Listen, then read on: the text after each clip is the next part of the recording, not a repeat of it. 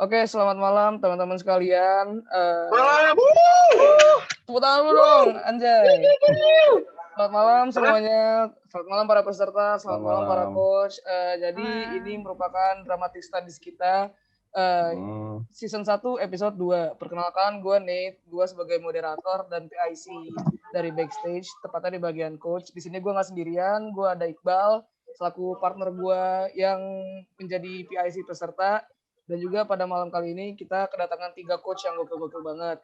Ada Bang Jul. Hai dulu dong Bang Jul. Buset, kok dia. Mantap. Halo Bang Jul. Saya Jul. Apa kabar Bang Jul? Baik. Oke. Perlu ngasih tahu prodi, NIM dan angkatan nggak? Oh, aduh. Terserah sih, itu pilihan lu Bang. Mau ngasih tahu mau enggak juga boleh. Halo, nama saya Jul. Prodi Ilmu Komunikasi angkatan 2019. Wis, 2019. Angkatan sama gua tuh kayaknya. 2015. Oke, siap. Thank you Bang Jul. Terus selanjutnya ada Bang Icang. Silakan Bang Icang, perkenalkan diri. Ya, salam kenal. Saya Cahaya Muhammad dari Ilmu Komunikasi 2016. Makasih. Oke, thank you Bang Icang. Selanjutnya ada last but not least, Kak Deva. Silakan Kak Deva. Mantan korum tahun lalu nih kayaknya nih. Yuk, perkenalkan diri silakan. Jul juga mantan korum tuh. Hah? Jul juga mantan korum. Oh iya, tapi kan kemarin Kak Deva terakhir. Iya. Silakan Kak Deva. Ya. Halo semuanya. Gue Deva. Halo Kakak. HI 2016. Mantap. Oke. Thank you para coach sudah kenalan dan mungkin kita langsung mulai aja kali ya. Mungkin silakan kakak-kakak dan abang-abang yang sebagai coach bisa dimulai kita ngobrol-ngobrolnya. Ini kita bawa santai aja ya. Jadi teman-teman kalau ada yang mau nanya atau mau ada masukan atau sharing pengalaman boleh banget karena kita di sini nggak membataskan kayak kemarin pas yang sesi pertama. Oke, silakan abang-abang dan Kak Deva bisa dimulai. Silakan take over. Ya. Cang. Ya, silakan Dev. Silakan dibuat dulu. Oke, halo semuanya. Ini sengaja nggak di ini ya, mic-nya nggak dinyalain ya? Kenapa? Gimana Kak? Sengaja mic-nya nggak dinyalain ya? Mungkin nanti kalau ada yang mau ngomong aja baru nyalain mic biar nggak terlalu bising juga. Takutnya kayak ada feedback segala macam gitu. Oke. Silakan. Ya. Jadi mau nanya dulu nih sebelumnya yang udah pengalaman di teater siapa aja ya? Halo? Saya. Yang 2020 coba. Pernah Kak. Pernah. Pengalaman di teater. Waktu itu ujian praktek sekolah. Jadi gimana? Jadi apa? Waktu itu sih jadi sutradara doang sih waktu itu. Oh, sutradara gimana tuh waktu itu? Saya sih baru ini doang sih, baru latihan awal-awal doang, masih agak gugup waktu itu sih, walaupun temen sendiri. Sama ini ngebantuin script writing waktu itu. Kenapa? Sorry. Ngebantuin script writing. Ngebuat naskah. Oh, naskah. Waktu itu kayak gimana sutradara tuh? Lo udah prosesnya kayak gimana? Alhamdulillah yang lo rasain sih, tuh kayak gimana? Alhamdulillah sih ini sih lancar. Juga pas di situ untuk proses pas udah mulai ininya ya, teater itu seru. Saudara ngebantuin yang lainnya, anggota-anggota lainnya tuh aktor-aktornya untuk persiapan gitu-gitu. Terus waktu itu juga ngebantuin men yang mindahin barang waktu itu. Apalagi abis itu ya abis semenjak itu jadi sih tertarik untuk ikut teater lagi, ngelanjutin. Waktu itu seru karena sama ngambil teater juga alternatif buat perfilman juga sih kan. Tertarik sama perfilman gitu? Iya, saya ini banget pengen banget masuk ke perfilman, tapi ya nggak kesampaian nggak dibolehin sama ini orang tua misalnya. Ya udah, teater untuk sebagai ininya alternatif ya, latihan alternatif. Itu doang sih, Kak. Oke. Cuman waktu sebelum sebelum produksinya tuh lo ada kayak ngapain dulu gitu sebelum mulai latihan, sebelum semuanya strukturnya ada, tim produksinya ada. Oh, kalau waktu itu sih kita sih ini sutradara itu ada 2 waktu itu sih. Saya yang bagian sutradara ininya, perjalanan ceritanya. Terus satu lagi waktu itu sutradaranya itu yang bagian keseluruhan nih, jadi yang bener-bener iniin waktu latihan, terus yang koreo waktu itu. Jadi ada 2 sutradara waktu itu dia. Waktu punya saya yang sutradara ininya yang latihan teaternya gitu-gitu, jalan ceritanya waktu itu. Yang nge-guide jalan ceritanya. Ada yang lebih, waktu itu ada 2, yang satu lagi megang keseluruhannya dari jadwal latihan, script reading, habis sama koreo waktu itu dia. Oke, makasih ya Vito Ya, Kak. sharingnya. Yang lain selain di teater mungkin kayak nari atau yang berhubungan dengan panggung. Manggung. Siapa yang pernah main musik gitu atau apa gitu ya enggak? Bang Jul nih kayaknya nih, Bang Jul mau sharing nih. Oke, mungkin teman-teman ada. Ini mungkin yang di dunia pertunjukan lah, yang di dunia pertunjukan. Cang sebentar, Cang. Gantiin gue sebentar aja. Oh ya udah, siap. Bentar ya. Oke. Ya teman-teman, ada yang pernah di dunia pertunjukan mungkin? Jangan malu-malu ya. Dunia performing apapun. Iya. Mau videografi, sinematografi kayak tadi Vito nggak apa-apa. Ya.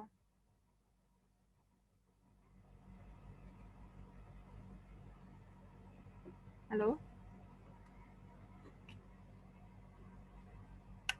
Sepi nih. Ayo mungkin teman-teman ada.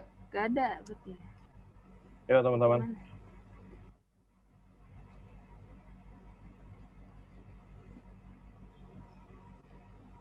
Atau mungkin kayaknya nggak ada deh Kak Bang. Mungkin ini aja kali ya, lanjut aja kali ya.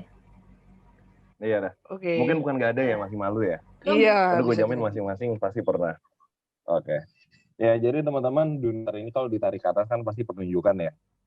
Nah di dunia pertunjukan ini ada beberapa cara nih. Terutama kita sebagai tim backstage itu harus paham bahwa ketika suatu pementasan atau bagaimana kita memperlihatkan suatu karya ke publik, itu ada beberapa hal yang harus dipersiapkan. Nah, mungkin kalau teman-teman yang ada di front stage, dia akan berbicara bagaimana menjadi seorang talentnya, bagaimana menjadi seorang aktornya, bagaimana si penonton dapat mengerti pesannya. Nah, di backstage kita itu harus menajamkan apa yang direncanakan dan dipentaskan oleh teman-teman di front stage, tajamkan gimana pesannya benar-benar sampai, gimana mood si penonton bisa kita mainkan supaya paham terhadap, makasih Dinda, terhadap cerita yang sedang dimainkan. Nah, mungkin langsung masuk nggak apa Dev ya? Ya, silakan. Oke. Jadi teman-teman, sebelum kita masuk ke sana, mohon dibedakan dulu. Pertama adalah drama dan teater itu beda. Drama itu ceritanya, teater itu bagaimana teman-teman itu mementaskannya. Nah, di dalam backstage itu bisa ada di drama, bisa ada di teater, tapi yang kita bahas adalah backstage teater, nah itu lebih kompleks. Nah, sebelum kita sampai ke ceritanya, agenda malam ini nanti kan kita mau ada sinkronisasi nih antara yang di reading sama teman-teman front stage dengan imajinasi kita semua. Nah, itu kan kita bisa masuk ke sana karena udah tahu naskahnya ya. Nah, sebelum masuk ke naskah, ada yang namanya pemilihan naskah. Jadi naskah teater tuh banyak banget. Bisa teman-teman buat sendiri, bisa teman-teman ambil di perpusnas, di manapun itu banyak banget penulis-penulis naskah teater yang diadaptasi dari luar negeri atau yang belum, dan teman-teman bisa translate kayak gitu. Mungkin Kak Deva ada ini tambahan-tambahan? Ya, eh, tapi sebelum tadi kan kata Kak Icang itu apa ya, kita Pemilihan. pemilihan, terus juga kita juga membantu merealisasikan si pemainnya juga kan, kayak misalkan dalam segi kostum, dalam segi make up, dalam segi artistik itu semua yang megang tuh backstage. Ya gitu kurang lebih Kak Icang. Iya. Nah, karena backstage bertanggung jawab terhadap apa yang dilihat oleh penonton ya, aktornya ya, backstage itu bertanggung jawab. Jadi kita harus benar-benar paham mengenai gagasan sama apa yang diceritakan di dalam naskah. Nah, di sini teman-teman ada pemilihan naskah, kan ada pemilihan dan penulisan naskah ya. Nah, di penulisan naskah itu biasanya yang kita pakai itu aplikasinya namanya Celtics. Teman-teman bisa cari mungkin namanya CELTX ya. Bentar saya tulis dulu deh.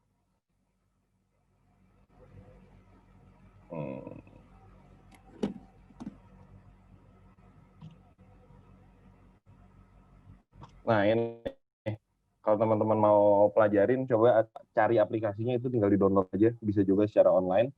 Itu ada aplikasi namanya Celtics. Di Celtics ini, teman-teman ini udah punya platform yang sesuai dengan kesepakatan.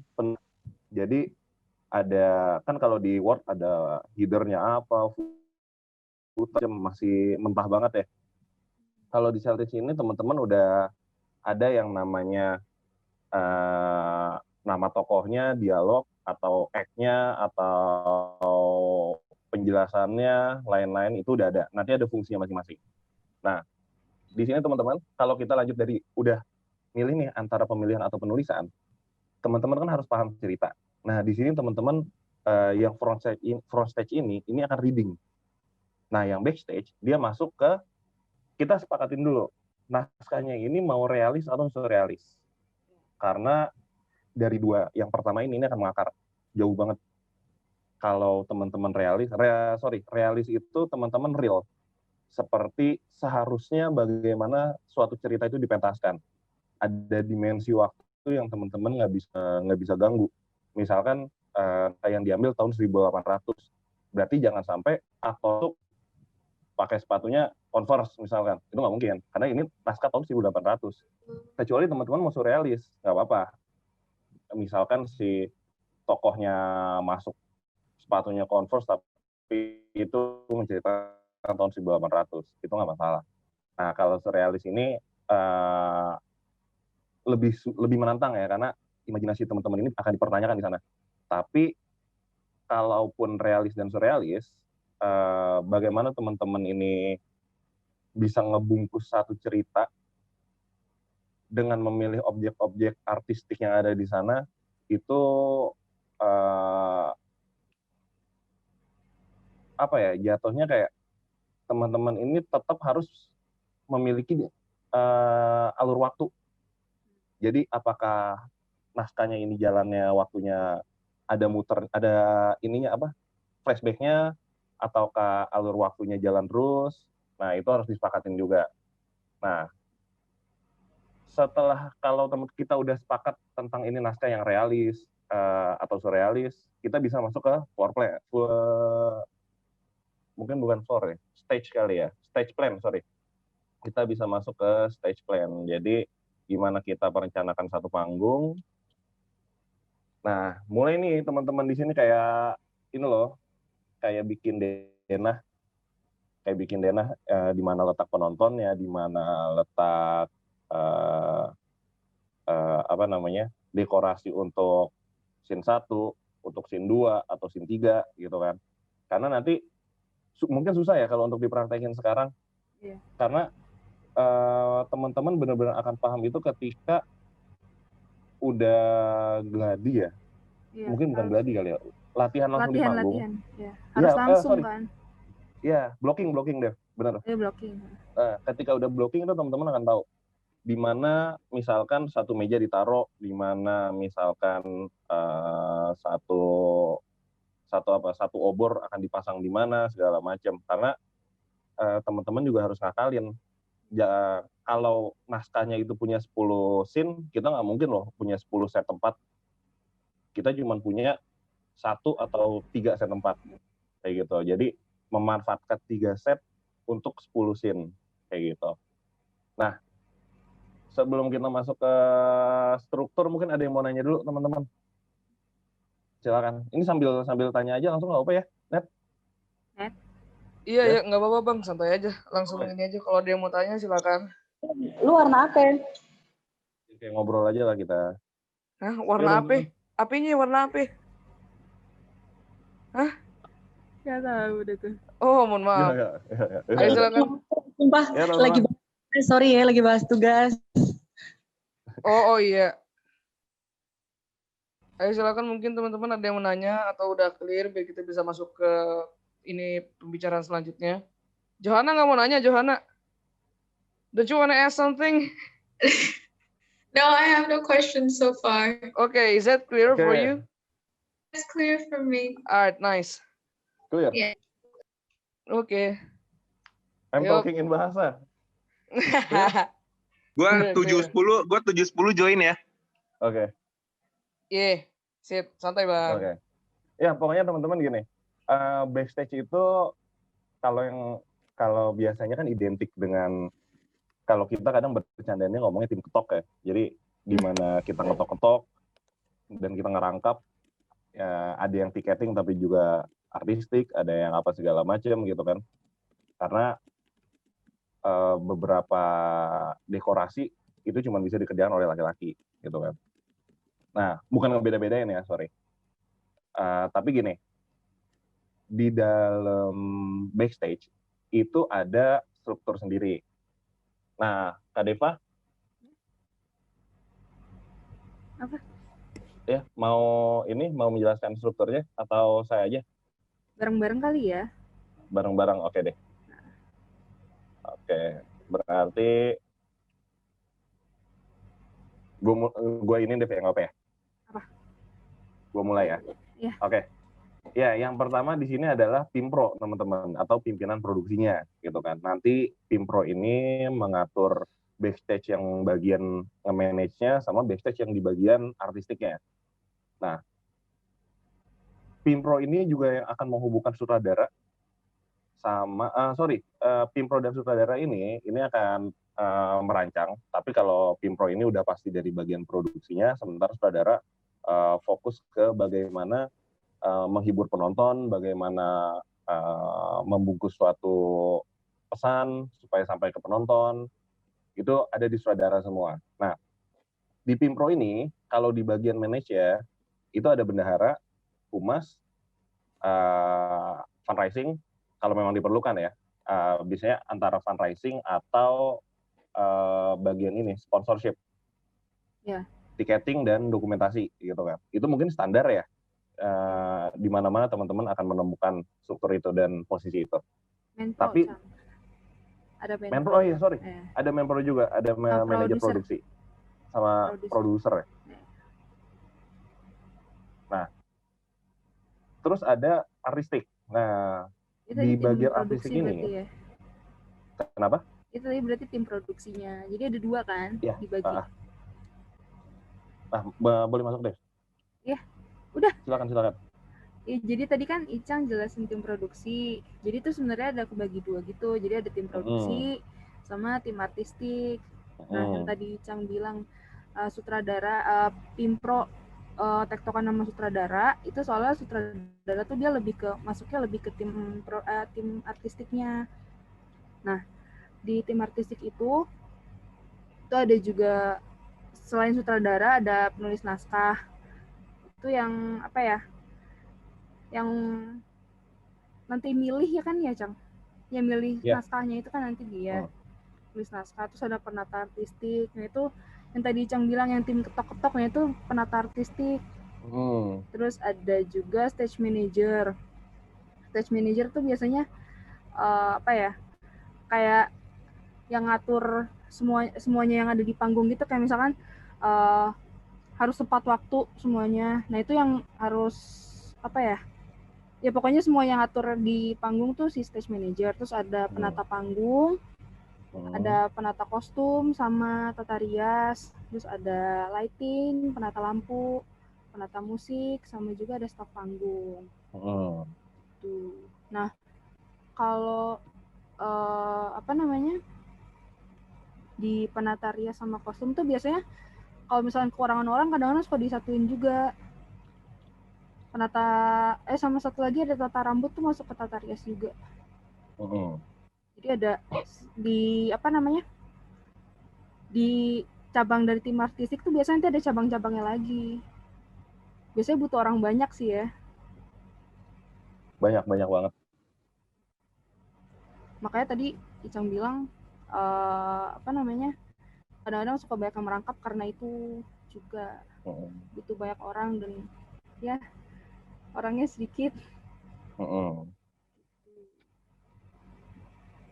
Nah, oke, gue masuk ke DV ya.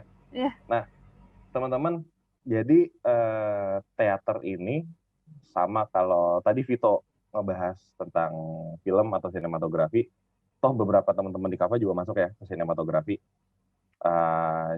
Bisa dibilang hampir sama. Kalau emang mau mulai bener banget dari sini bisa. Karena gini, bagaimana teman-teman merencanakan satu bungkus pesan untuk sampai dan elok gitu di mata penonton. Kalau misalkan kayak penata lampunya tiba-tiba salah, itu kacau. Kalau misalkan tiba-tiba stage manager ini kan dia yang ngatur ya apa yang muncul di panggung, mulai dari blocking lighting sampai ke aktor mana yang masuk itu stage manager.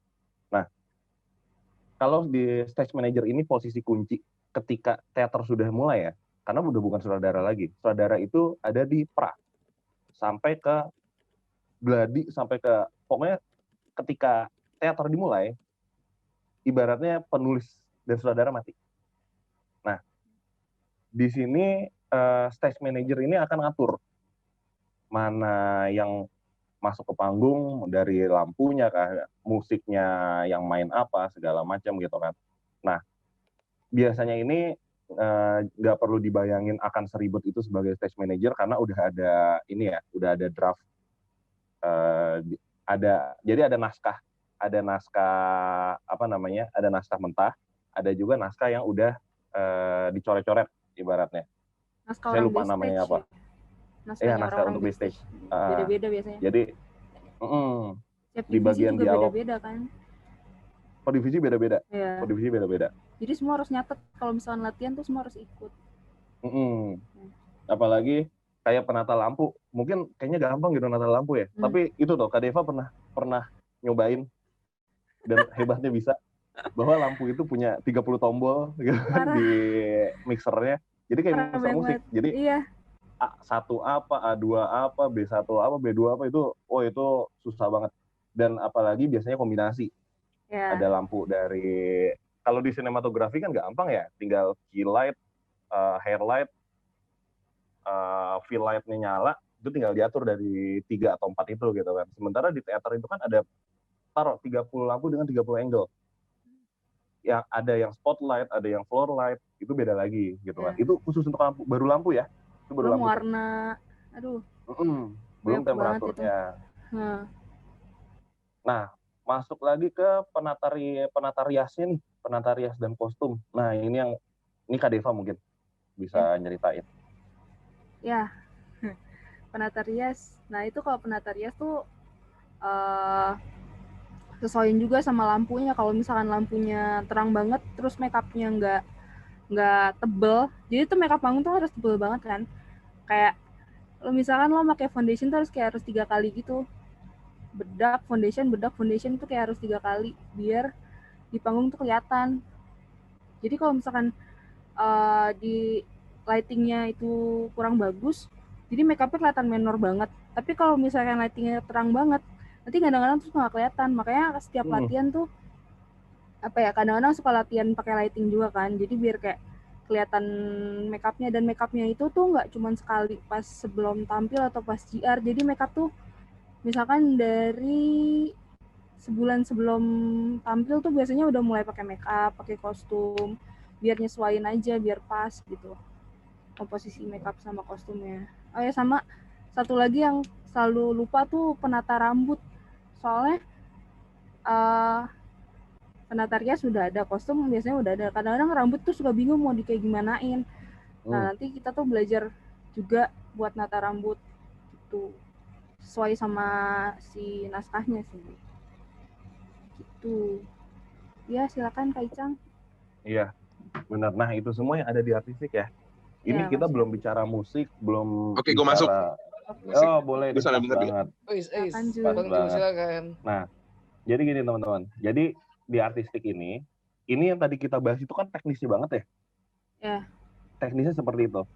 Tapi kita ceritakan dulu supaya teman-teman maksudnya ada bayangan akan melakukan seperti itu gitu kan. Nah, itu kenapa pemahaman backstage terutama tim artistik itu harus benar-benar paham terhadap naskahnya, terhadap gagasan yang dibawa. Maksudnya kadang teater itu kan mungkin misalnya gini ya. Misalkan nyeritain tentang seorang perempuan lagi marah gitu kan. Tapi marahnya perempuan ini dingin gitu kan. Dia ngomong misalkan nggak mau gitu kan. Tapi sementara di penjelasan moodnya itu adalah marah gitu kan. Kalau kita nggak baca lampu mungkin akan merah. Ya. Atau ya basic aja kuning. Tapi karena kita menyimbolkan sebagai taruh dinginnya suatu konflik atau matinya hati misalnya gitu ya. Itu taruh biru atau taruh apa. Karena nanti kita belum masuk ke psikologi warna ya. Nanti Yang berenang lu, Cang. Nanti ada. Aduh. Nah, kita kan lanjut ke penata musik nih. Bangsat, baru masuk. Iya, makanya. Oh iya. Oke. Ayo udah nih. Udah. Sikat. Assalamualaikum. Waalaikumsalam Bang Ju. Waalaikumsalam. Gue absen. Assalamualaikum BS Yusuf Fadila, BS Fauzi, BS Syifa Fitri, BS Dinda Nabila, BS Pandu Aditya, BS Pipit, T-nya 2. Jadi kudu dibaca tuh. Ibnu Fadila, BS Lola, BS Iqbal. Lola, alhamdulillah ya Allah hari Kamis lagi baca Yasin. Nah. Kalau baca Yasin jangan di-mute dong. Kita mau denger juga mau dapat pahala loh. Aduh, Bang Jul. Iqbal, gila Iqbal. Gue semuanya harus gue ini biar kenal. BS Vito lagi di mana itu? Jepang bangsat. Naruto mati loh cuy. Naruto meninggal. Kamu nggak ikut ngelawat? Oke, BS Harrier. Hello, Yohana.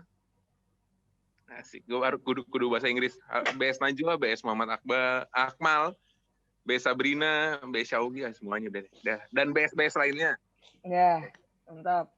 Udah, gue cuma gitu doang lah. Udah, apa lagi? Silakan Bang, materinya dong, masa BS-BSan doang. Jadi, ini gue biar kelihatan anak musik banget kan, jadi gue kudu ke studio. Gini, teman-teman BS yang saya sayangi, apalagi mau masuk ke ranah musik ya. Janganlah, udah nggak usah main-main musik lah, nggak sukses loh, nggak ada duitnya. Jangan. Nggak, karena ini pengalaman pribadi ya. Gue masih miskin. Jadi teman-teman backstage, terima kasih sudah hadir. Saya Jul, ulang lagi ya, perkenalan ulang. Saya Jul, Kafa 2015. Saya waktu meet and greet kan ada teman-teman meet and greet tuh. Saya waktu meet and greet tahun 2015 itu saya adalah satu-satunya orang yang tidak mau masuk teater. Karena udah tahu fokusnya. Nah, kebetulan saya suka musik, jadi saya bantu di musik. Nah, taruh ngerokok dulu. Apa yang harus dilakukan teman-teman backstage yang apa ya? Cang, yang apa ya, Cang? Ya? Oh, yang ini. Yang ingin menata musik atau ingin concern di musik. Jawaban saya tetap sama. Jangan. Nggak usah. Nggak sukses. Selain itu emang sebenarnya buat menata musik teater itu, buat teman-teman BS itu, PR-nya adalah teman-teman tuh harus ikutan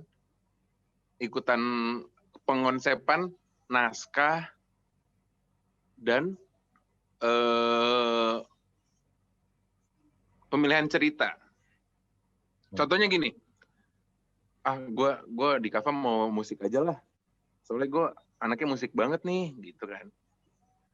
Nah, terus masuk Kava nih, lu taunya media untuk menyampaikan value-nya itu adalah teater. Nah, terus gue mikir nih kira-kira, kalau teater emang, terus gue di musik gimana dong? Oh, ternyata di teater ada musik, itu menata musik. Nah, penata musik itu lebih sulit daripada daripada teman-teman manggung. Nih, angkatan 2020 nanti kalau udah masuk kampus, yang udah bisa main gitar, udah nyanyi, segala macam, teman-teman pasti ditarik untuk manggung di acara apapun. Karena Parmat itu kurangan SDM. Lanjut ya. Dan ketawa lo, Dev, beneran. Jadi kalau ada acara yang manggung dia doang gitu. Nah, untuk menata musik juga itu sebenarnya mirip sama scoring film. Ada yang tahu scoring film nggak? Saya. Siapa tuh? Icang. Icang. Muka lu kayak nasi bebek. Nah, ya. Jadi scoring film itu adalah ngisi film di bagian scene atau scene per scene atau bagian apapun lah yang teman-teman pengen isi musik. Nah, di teater pun juga kayak gitu. Cuma lebih enaknya menata musik di teater itu adalah ketika kita ngegarap naskahnya itu bareng-bareng. Ngegarap naskah bareng-bareng tuh teman-teman ngegarap cerita bareng-bareng sama anak front stage juga. Terus kira-kira nih kita teater mau bawa cerita apa ya? Oh, tentang itu aja tuh. Deva makan mangga. Oke, sip gitu misalnya gitu kan. Udah garap naskah udah diketik. Di situ ada sutradara nih. Sutradara tuh yang ngasih tahu ke teman-teman penata musik misalnya. Cuy, ini di adegan ini kayaknya musiknya kayak begini deh. Segala macam. Misalnya adegannya itu marah-marah. Kayaknya kudu metal deh. Misalnya gitu, kudu metal. Oh, terus lu anak-anak penata musik nih. Oh iya, bisa metal. Terus lu juga nambahin. Tapi kalau misalnya nggak metal, kalau kita kasih gini-gini gimana? Oh ya udah. Nah, itu kan tektokan sama sutradara tuh yang megang si naskah. Nah, habis itu anak-anak penata musik mikirin, musik ini kita pakai instrumen apa ya? Terus nadanya apa ya? Terus berapa lama ya kira-kira? Vibes-nya kayak gimana? Mood-nya kayak gimana? Ngerti nggak? Udah gitu doang. Nah, ini gue tes satu-satu nih. Di sini ada yang suka musik gak? Saya, Bang. Nate main biola ya? Iya. Ya, Nate main biola. Vivaldi? Four Seasons? Four Seasons. Janda skip. Iya dah, begitu-gitu. Nah. Ada yang demen musik gak? Coba ngobrol. Ayo, teman-teman kemarin banyak tuh. Gue demen, Bang. Oh, Ibnu. Coba Ibnu. Santai. Unmute gak? Unmute, ngomong. Ayo, nah, siapa? Gitu dong. Saya suka musik, Kak. Cuma nggak ngerti belum ngerti main gitar gitu, kayak gitu, Kak, belum. Tapi emang saya senang musik gitu, Kak. Oh, jadi, nah, pengen lu tuh apa, Nu? Lu pengen bisa main musik doang? Lu pengen bisa bikin musik?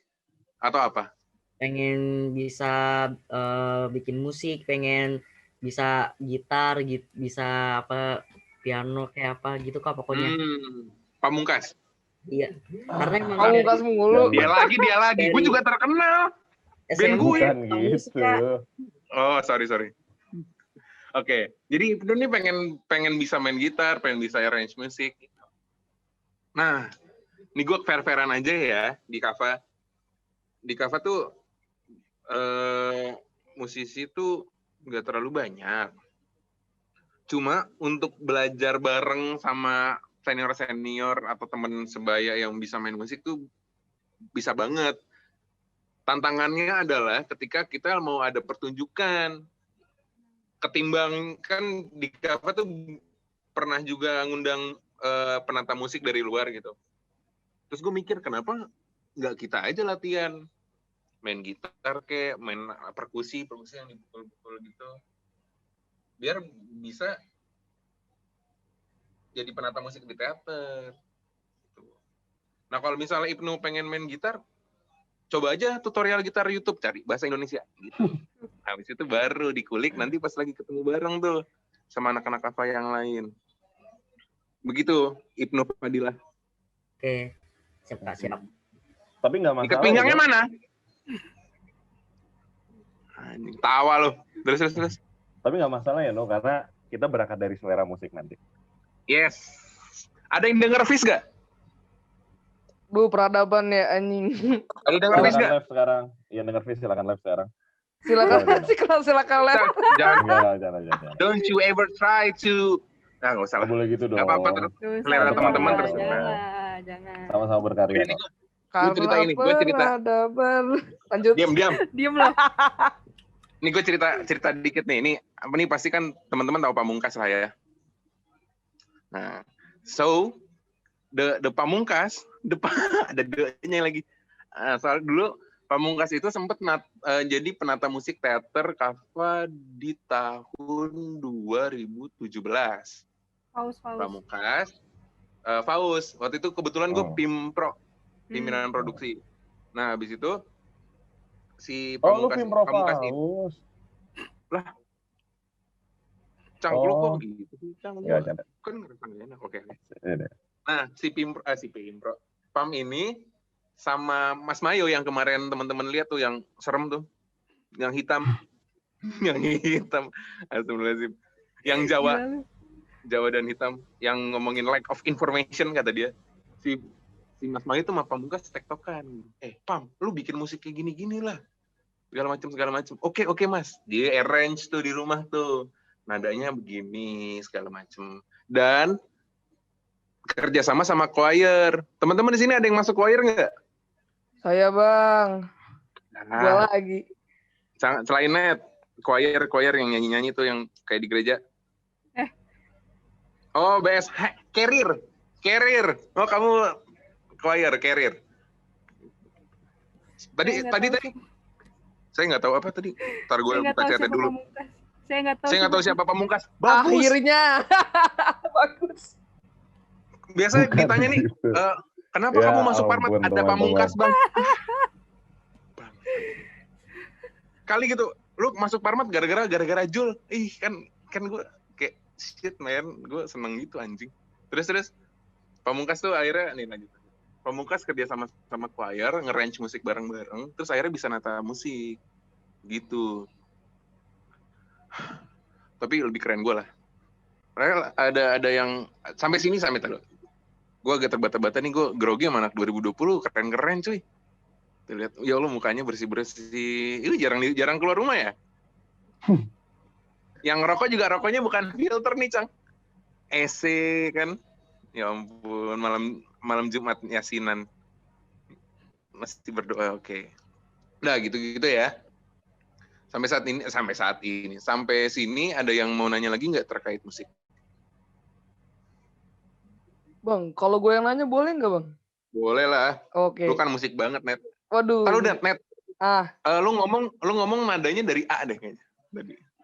Coba dari C. Kenapa kalau aduh, udah Bang. Ayo, oke. Lanjut. Nggak Bang, gue pengen nanya kalau misalnya kayak gitu, itu tuh kan tadi lu bilang arrange musiknya ya.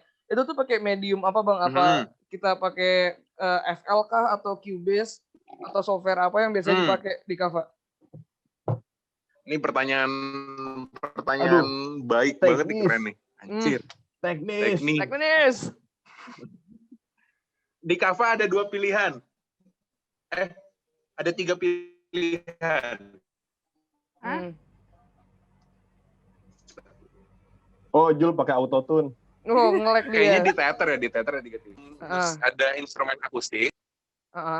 Asik, gue nunjukin tuh biar keren aja gitu. Terus ya pokoknya semuanya langsung live gitu. Ada yang pakai media aplikasi atau elektronik yang sudah menyediakan instrumen-instrumen yang tinggal dipencet bunyi. Gitu. Itu misalnya bisa pakai FL, bisa pakai Cubase, bisa pakai GarageBand, bisa pakai MIDI doang tuh, MIDI kan alat itu. MIDI keyboard. Ini. Yoi. Nah, pakai itu, terus colok ke laptop, terus ada aplikasinya. Suaranya bisa ngau, terserah teman-teman mau apa. Dan ada yang dua-duanya. Ada yang mukul-mukul, tapi ada yang pakai laptop juga, pakai sequencer namanya. Sequencer tuh musik yang udah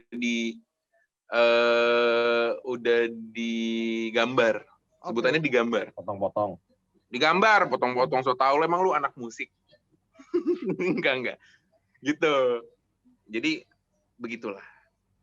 Ada lagi?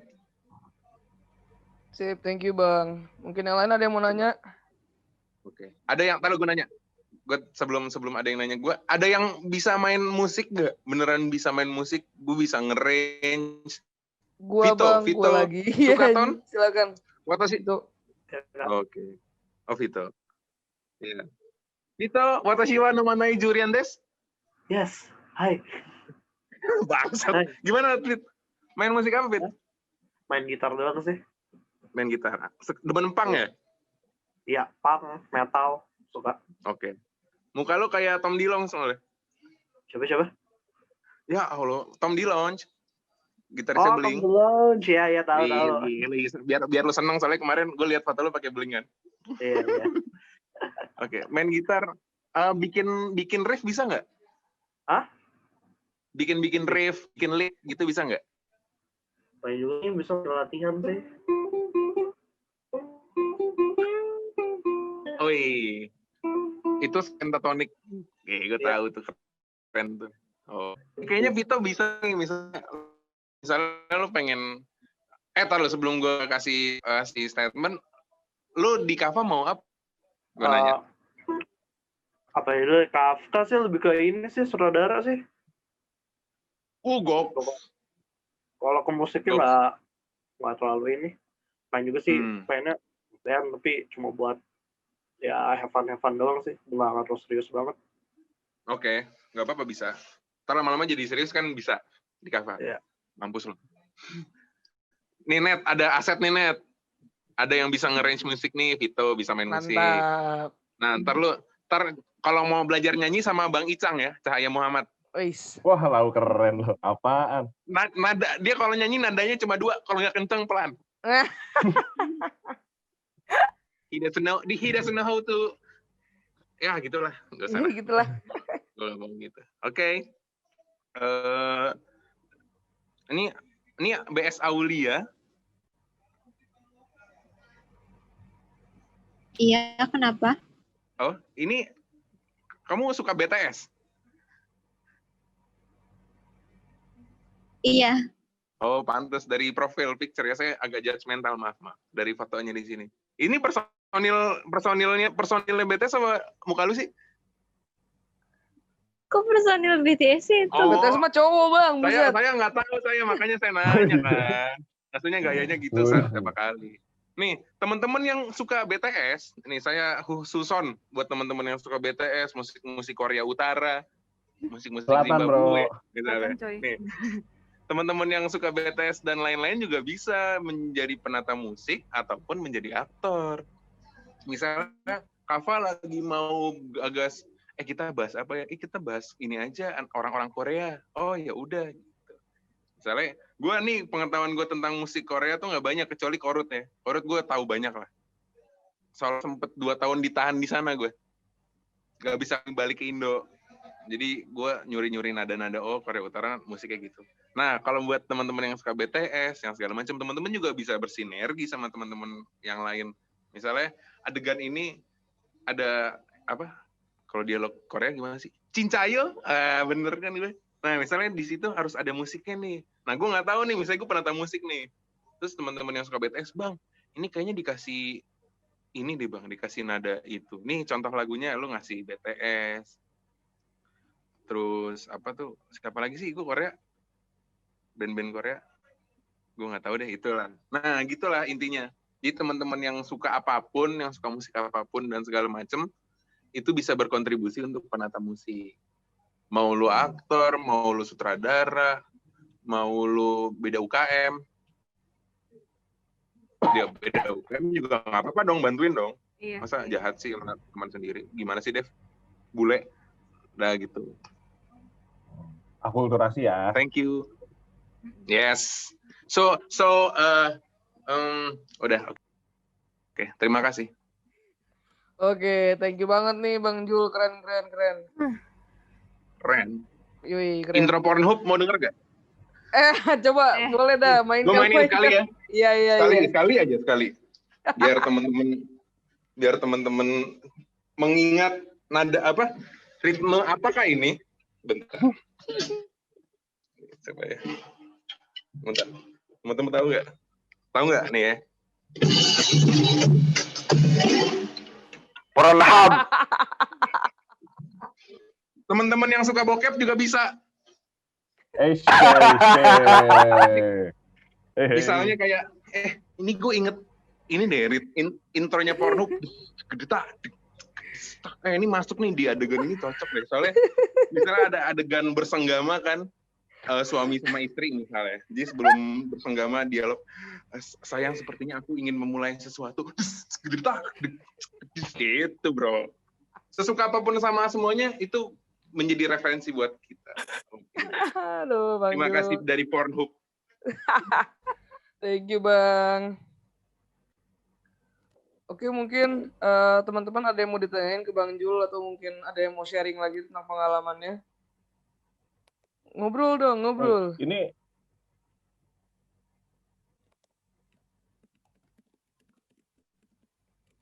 Kenapa Bang? Enggak, lanjut.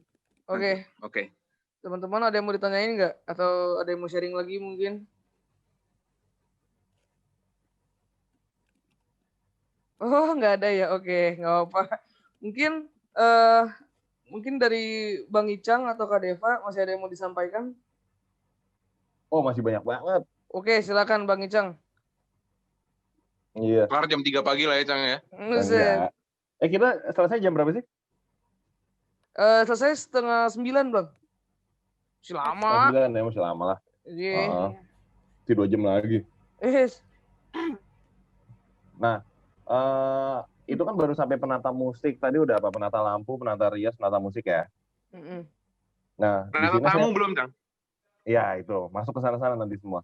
Di sini saya mau menekankan bahwa semua unsur yang ada di dalam jajaran produksi, artistik, gitu kan, itu sangat penting ya. Jadi jangan teman-teman, oh cuman si penata ini, enggak. Itu banyak banget.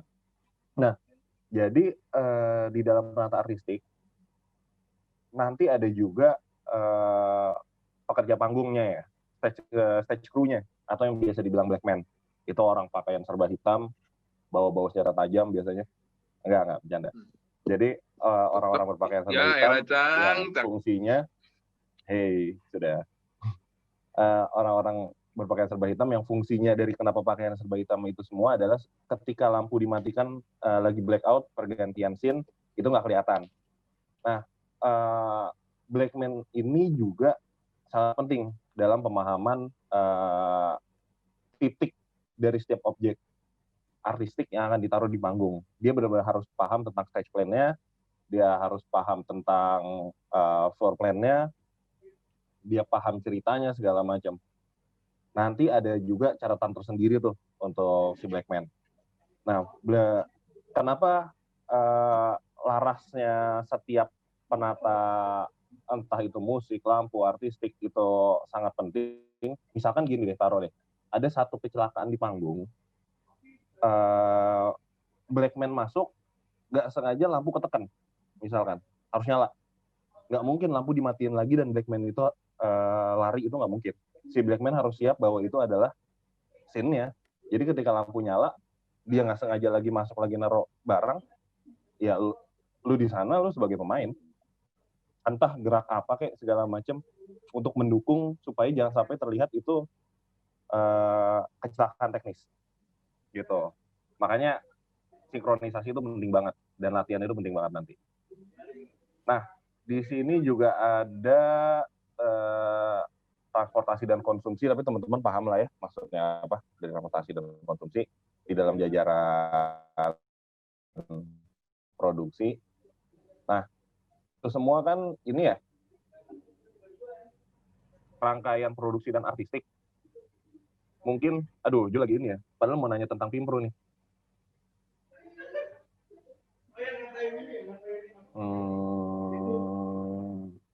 Gini deh teman-teman. Misalkan teman-teman tiketing. Teman-teman tiketing itu harus paham juga mengenai naskahnya segala macam. Nanti ada juga yang namanya apa ya kalau ini? Stage plan sih, masuknya masih stage plan. Itu di mana teman-teman harus tahu kursi premium itu ada di mana, kursi yang harganya tiketnya harga berapa itu ada di mana, segala macam. Gitu, karena berhubungan dengan view dari si penonton lihat gitu. Nah, Mas Jul. Ya. Nah, nanya-nanya nih tentang jadi Pimpro. Wah, oke. Mau nanya-nanya nih, ya. Gimana nih rasanya jadi Pimpro dan apa yang dihadapi saat menjadi Pimpro itu? Jadi Pimpro enak, bisa bagus. Oh ya udah. Iya, makasih Mas Jul. Enggak. Pimpro di mana ya? Enggak. Pertunjukan tunggal gue doang. Enggak. Jadi Pimpro sebenarnya ini cuy, hal yang sangat bikin lo belajar banget.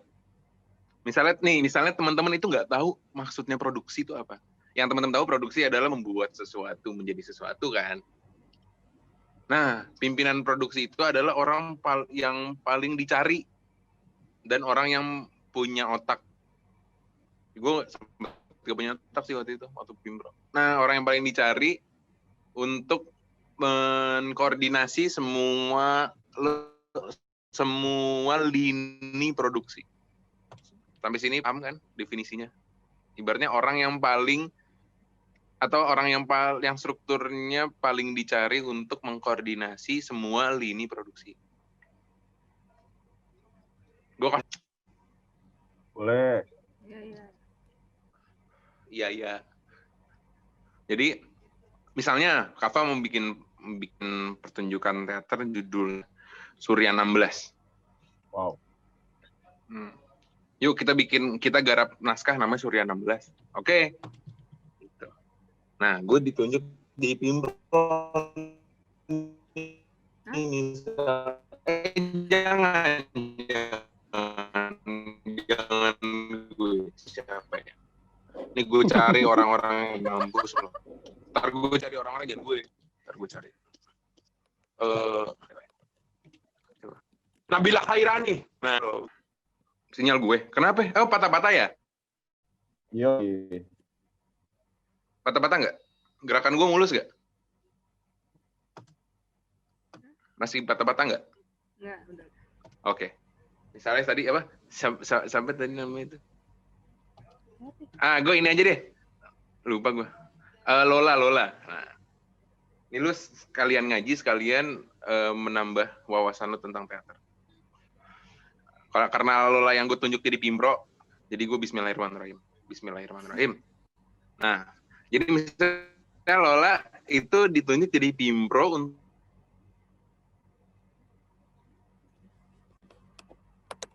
ngurusin apa sih namanya Lola ini. Sebelum sampai situ. Di dalam produksi itu ada banyak divisi. XL jelek banget ya sinyalnya. Enggak. Dev, tuh putus-putus sekarang. Lo ke garasi. Di luar aja. Ya udah deh, gue keluar deh. Ya lo ke garasi. Nah. Ntar ya.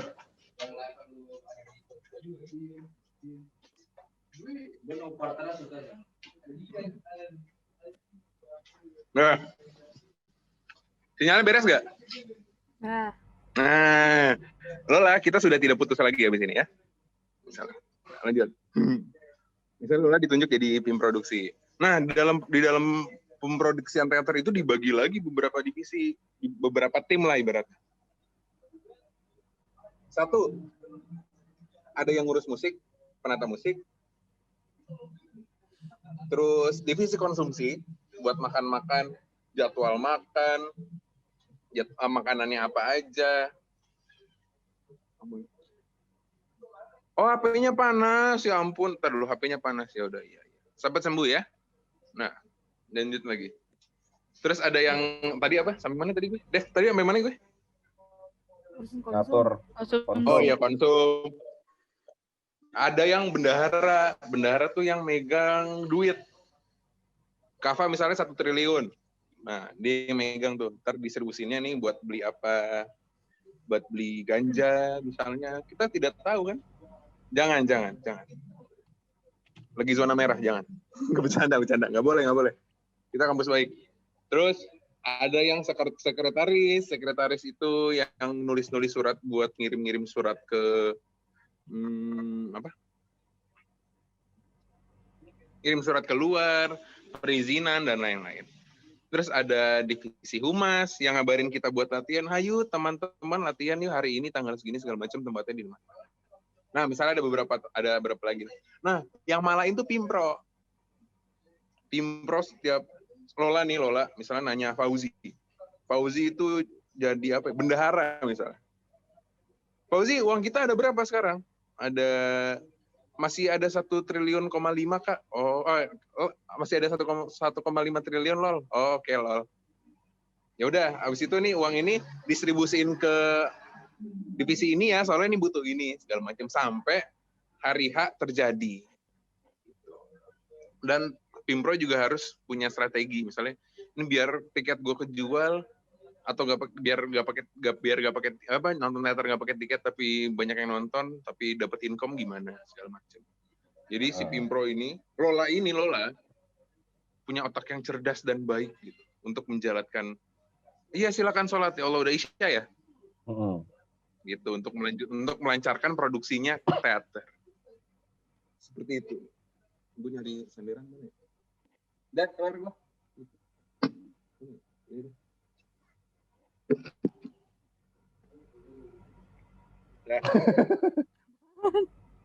Gue malas megang. Gue kayak mau TikTok.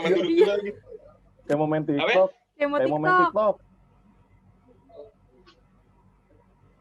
Ya Allah, ini ke screen record kan ya? Makasih ya. Iya ya, ke record lo mampus. TikTok aman lo gak penting. Udah.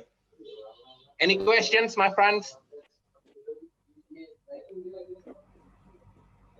Ada yang ingin bertanya?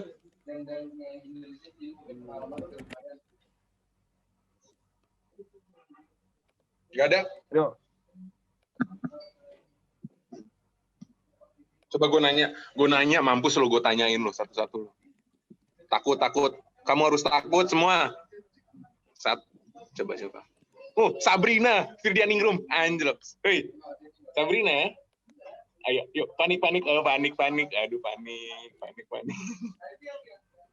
Sabrina. Oh, pakai earphone dulu. Oke. Pakai earphone dulu, gue tungguin.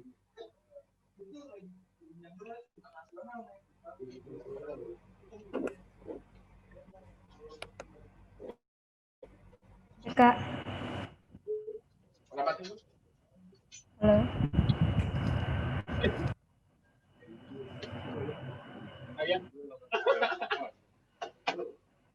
Oh ya, Sabrina. Ya. Kira-kira kamu ngerti nggak sama kerjanya Pimpro? Lumayan.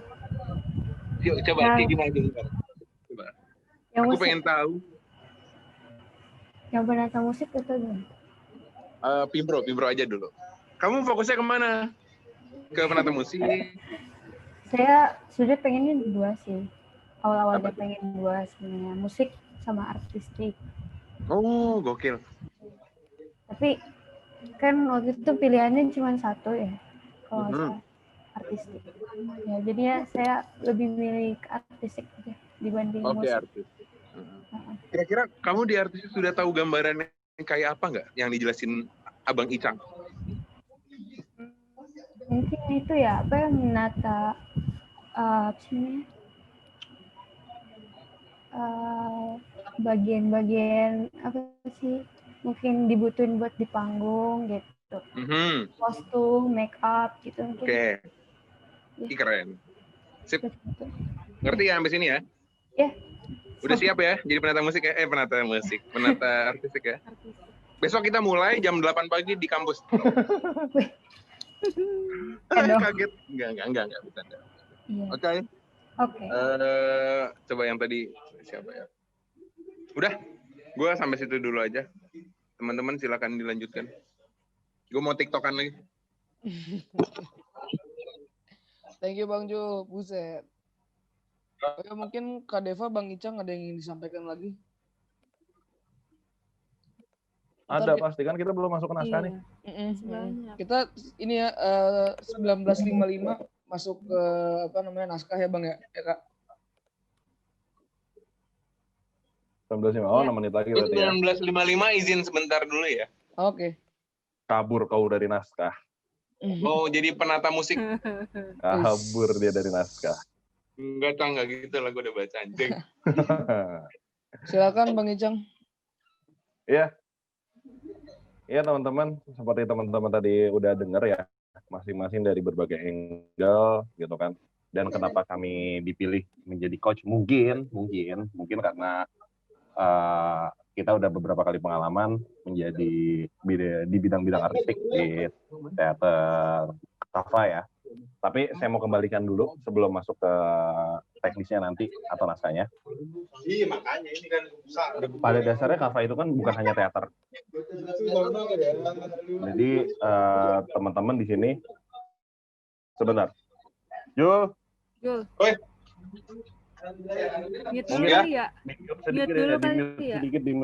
Di mute dulu. Ya. Kamu bungkam kamu. Udah.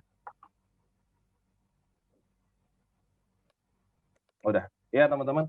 Jadi pada dasarnya Kava ini bukan hanya organisasi teater, tapi teater itu hanya satu output di dalam Kava. Nah, pentingnya teman-teman untuk memahami artistik itu adalah Kava ini pada dasarnya kan laboratorium ya, laboratorium kemanusiaan dan kebudayaan, di mana teman-teman akan membahas berbagai isu, lalu kita jadikan satu gagasan dan menyampaikan gagasan itu dengan suatu karya, entah suatu gerakan kah atau apapun. Tapi kenapa kita harus paham artistik atau art? Karena pada dasarnya kita akan merancang bagaimana menyampaikan pesan itu dengan indah, entah secara literasi atau secara audio visual atau apapun itu, atau secara momen. Nah, kenapa kita memilih naskah Antigone ya? Antigone ini saya juga kurang tahu nih apa sih alasan paling utama ya dari naskah Antigone ini. Cuman Antigone ini kan berbicara tentang suatu tragedi, terutama tragedi kemanusiaan ya. Dan kemanusiaan itu isu yang paling seksi untuk dibahas, juga paling sering untuk Kava bahas. Karena kita di bidang humanity ya, seperti nama laboratoriumnya. Nah, Antigone ini kalau teman-teman baca, yang nggak secara naskah ya, Antigone ini menceritakan kemanusiaan di mana sebenarnya yang diperjuangkan hanya mengkubur satu jenazah. Tapi jenazah itu dicap sebagai pemberontak sampai nggak boleh dikubur dan ada di medan perang gitu kan. Juga menceritakan tentang bagaimana seorang pemimpin salah menggunakan power kepada masyarakat dan kerajaannya. Nah, sebentar ya, saya sambil buka naskahnya soalnya.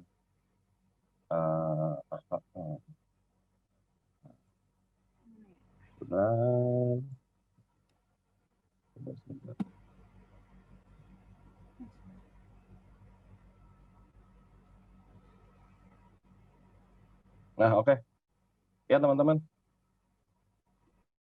Jadi, tragedi yang akan Kava ceritakan, dan terutama teman-teman yang menceritakan nanti, yang apalagi secara digital ya, ini kan tantangan tersendiri karena masing-masing yang kita bicarakan tadi kan itu secara konvensional, dan pengalaman kami pun itu di bidang konvensional, di mana artistik ya itu harus ketok-ketok, di mana make up itu ya harus di make upin ya Dev ya. Iya. Ibaratnya bukan teman-teman harus paham bagaimana make up teman-teman sendiri karena PSBB itu, wah ini emang digital susah banget. Tapi itu nggak bisa jadi alasan ya. Kita coba di sini, apapun hasilnya, itu usahanya. Nah, masuk ke naskah nih. Nggak apa ya, masuk 753, Net. Silakan Bang, lanjut. Sip. Oke, di naskah ini kan kalau dari namanya kan teman-teman juga paham nih, Sophocles, terus nama rajanya Oedipus, semua segala macam. Kan ini nggak mungkin orang-orang Nordik ya. Ini nggak mungkin orang-orang di luar kebudayaan Yunani. Dan Yunani itu punya karakter tersendiri, naskah mereka banyak banget. Kita sempat mainin tuh, apa Dev? Aduh, apa yang 2016? Faust ya? Sebelum Faust. Apa namanya? Ampun Apa deh. ya namanya ya? Apologia. Sokrates. Apologia, namanya Apologia. Iya. Itu thank you itu siapa tuh? Jul. Oh, Jul. Sorry, iya. Jul itu pemain musiknya itu saat Apologia. Nah, di Apologia itu saat itu menceritakan tentang Sokrates, teman-teman, seorang filsuf. Nah, di sini kita akan menceritakan tentang si Antigone nih. Nah, Antigone ini di dalam naskah Antigone ini kita kan sepakat nih kalau secara realis yang tadi kita bahas, realis dan surrealis, secara realis ini adalah kebudayaan Yunani dan terjadi di tahun, nah kalau bentar sebelum ngecek lagi ke tahun berapa ya, tahunnya Antigone tahun 442 sebelum Masehi. Mantap. Nah, dari tahun 442 sebelum Masehi ini, teman-teman juga harus punya berbagai referensi ya tentang gimana sih pakaian orang 442 tahun sebelum Masehi. Bagaimana sih orang-orang bersikap di tahun 442 Masehi. Tapi kalau sikapnya ini atau gaya ngomong ya dan lain-lain ini mungkin yang lagi dibahas sama teman-teman front stage ya. Tapi kita lebih membahas tentang bagaimana teman-teman menciptakan satu dimensi, dan dimensi itu adalah 442 tahun sebelum Masehi. Nah, di sini teman-teman balik lagi ke rangkaian jajaran yang ada di artistik. Di sini sutradara ini udah harus punya imajinasi yang sangat liar. Bagaimana musik yang cocok, bagaimana lampu lighting yang cocok, karena lightingnya pasti kalau realis ya, kalau realis ini adalah lighting kalau nggak matahari, tapi lightingnya adalah lampu minyak misalkan, karena di sana di saat itu belum ada misalkan taruh apa ya, belum di pembahasan, iya belum ada lampu lah, belum ada listrik. Nah, ada juga penata make up, bagaimana make up orang tahun 442 Masehi, mungkin yang bisa dimainkan adalah usianya. Bagaimana terlihat, taruh si Oedipus ini umurnya berapa, itu harus disepakatin dulu. Si ini umurnya 40 tahun, si ini 50 tahun. Nah, sama gaya make up-nya kan tahun segitu beda banget sama sekarang. Bener. Itu foundation di tahun 442 apa ya? Saya juga nggak tahu. Gitu. Nah, untuk teman-teman untuk teman-teman publikasinya gitu, bagaimana teman-teman mendesain posternya, bagaimana teman-teman membuat proposalnya, itu kalau di luar sebelum pementasan ya, itu juga harus sama dan selaras. Nggak mungkin dong publikasinya misalkan posternya modern banget, ternyata menceritakan tahun 442 Masehi. Mungkin ketika kita sepakat bahwa naskah ini akan kita ceritakan secara surrealis, gitu. Toh di surrealis semua bisa masuk dan semua halal, tapi kita sepakat setiap objek yang masuk ke dalam panggung itu ada maknanya. Misalkan ada dari 10 pemain misalkan ada satu pemain gitu lagi monolog atau lagi apa, di belakang itu ada 10 orang berseliweran misalkan tentang di pasar gitu kan. Tapi ada satu tokoh yang dia tuh pakaiannya modern, ikut lagi nawar atau nyari barang di pasar tapi sambil main HP atau dengerin headset gitu, sepatunya modern. Itu nggak masalah, itu halal. Selama itu ada maknanya. Bahwa memang dia ada di sana untuk menyampaikan suatu pesan.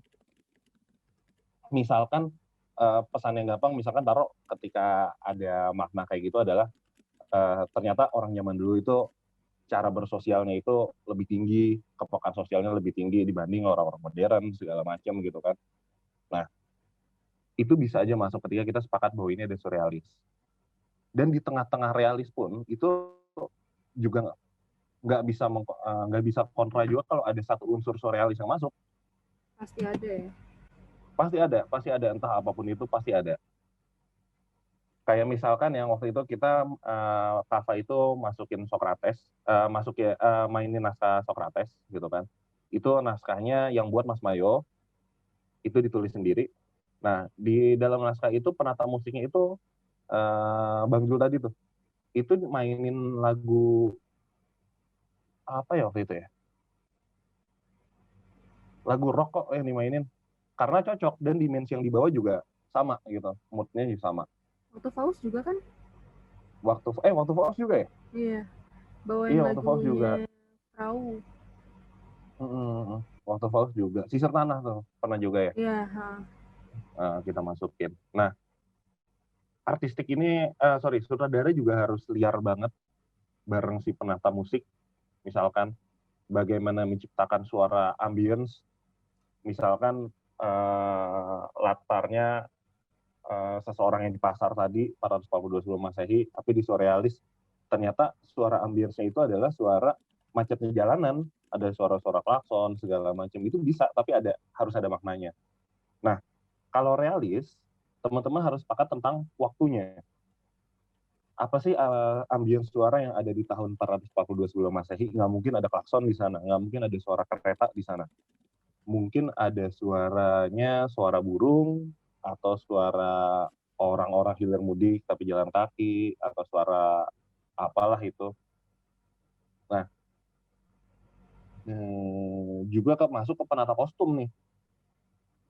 Penata kostum 442 sebelum Masehi itu kalau mau realis, itu bisa mungkin diakal-akalin ya, karena orang-orang Yunani di 442 sebelum Masehi itu mungkin kain pakaiannya. Ditambah kita harus imajinasinya liar, tapi bukan tidak mungkin ya. Karena kita sepakat gini, ada logika kalau di dalam produksi kayak gini adalah barang-barang yang udah lama itu pasti bisa diciptakan. Karena manusia itu kan nggak bisa menciptakannya barang yang belum ada. Kita nggak tahu inovasinya apa yang ke depannya segala macam. Tapi kita udah tahu bagaimana mekanisme barang-barang sebelum zaman ini gitu. Sudah. Udah di share screen. Nah, thank you Net. Gue mau share screen tapi PDF gue nggak kebuka-buka nih dari tadi Adobe Acrobat-nya. Nih kelihatan nggak Bang? Kelihatan. Apa? Kelihatan. Oke. Nah, gue akan baca dari sana nih. Sip. Nah, ini ada penjelasan ya. Tuh, Antigon karya Sokrates segala macam. Loh, Antigon karya Sokrates ya? Sophocles ya? Kok atas Sokrates ya? Mana? Itu bawah. Sorry, Sophocles. Bawahnya. Bawah. Itu Sophocles. Oh, sorry. Diterjemahkan Mas Rendra. Iya. Oke. Nah, di sini teman-teman, di sini ada penjelasannya ya. Bagaimana kita menceritakan tentang pasti di tahun 442 itu Yunani masih bentuk kerajaan. Di saat itu masih kerajaan semua. Nah, di sini rajanya namanya Oedipus.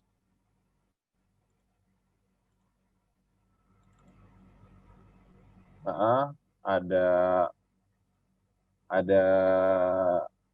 Raja Tebes ya. Raja Tebes nih. Tibis lah taruh namanya Raja Tibis. Nah, di sini Antigon. Antigon ini perempuan ya, ternyata. Perempuan, iya. Perempuan ya. Ternyata Antigon ini adalah seorang perempuan gitu, di mana dia itu di suatu negeri yang lagi perang saudara. Nah, dia itu dari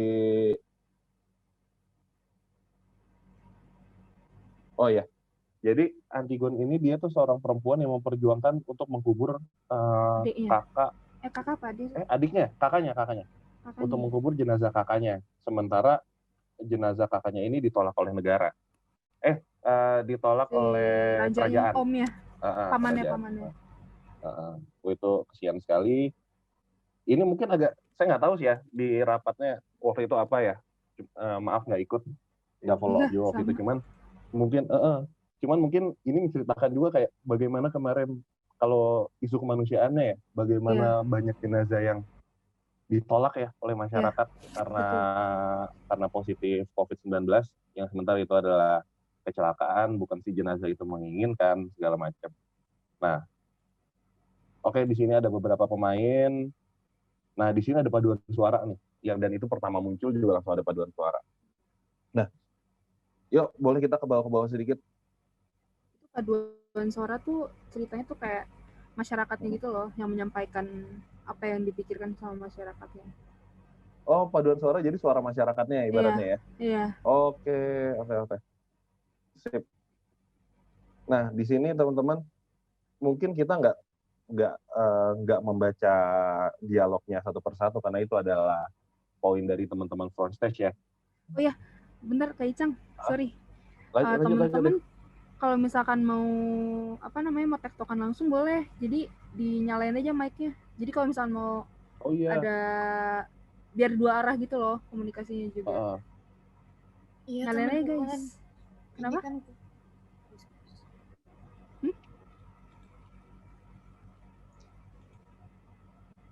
Karena gini teman-teman, kenapa sebenarnya kita mengharapkan sekali tektok dari teman-teman atau respon dari teman-teman, feedback dari teman-teman bahwa satu kesepakatan yang kita harus tahu bahwa kami para mentornya ini akan membawa sampai satu titik tertentu, tapi nanti teman-teman yang akan melakukan ini semua dengan pengetahuan teman-teman dan pengalaman teman-teman, ilmu yang teman-teman bawa ini menciptakan satu karya dari Antigone. Nah, sebisa mungkin tolong dipahami, apa yang tidak jelas silakan ditanya. Walaupun kelas masih panjang ya, Gitu. Oke, silakan Bang. Kalau mau nanya langsung gitu juga nggak apa-apa. Itu ya jauh dulu. Paduan suara itu nyanyi. Yang you said before, paduan suara rakyat. Nah, itu nanti dari teman-teman dari si sutradaranya, dia maunya kayak mau nyanyi atau kayak gimana. Biasanya kayak suara-suara kidung gitu nggak sih, Cang? Iya, bisa. Biasanya kidung-kidung gitu. Kidung tuh ini ya, kidung tuh apa ya, nyanyian kecil apa sih? Humming gitu ya, apa sih? Iya, yang ya bernada lah ibaratnya, melantun gitu loh melodi. Yang pernah jadi kidung. Yang pernah jadi kidung. Nah. Kak. Ya. Yuk. Ini kita ngerjain project ini kira-kira kapan? Oh, ini kita bakal ngelakuin project ini nggak sih Kak? Apa cuman sharing tentang project ini? Jadi misal. Oh, jelas melakukan. Pasti dilakuin. Kapan? Jelas melakukan. Ya, silakan dari Departemen 2. Izin menjawab ya. Oke. Ya, silakan. Jadi teman-teman nanti diharapkan karena setiap pertemuan itu, sorry ya agak ramai ya, soalnya gue lagi di sama banyak orang. Teman-teman mulai dari pertemuan awal kemarin itu kan sifatnya bersambung ya, antara pertemuan kemarin sama pertemuan ini, kemudian pertemuan selanjutnya sampai dengan 8 pertemuan. Teman-teman yang bagian backstage itu diharapkan nanti bisa berimajinasi. Untuk saat ini masih belum dibagikan peran-perannya akan seperti apa, akan menjadi apa.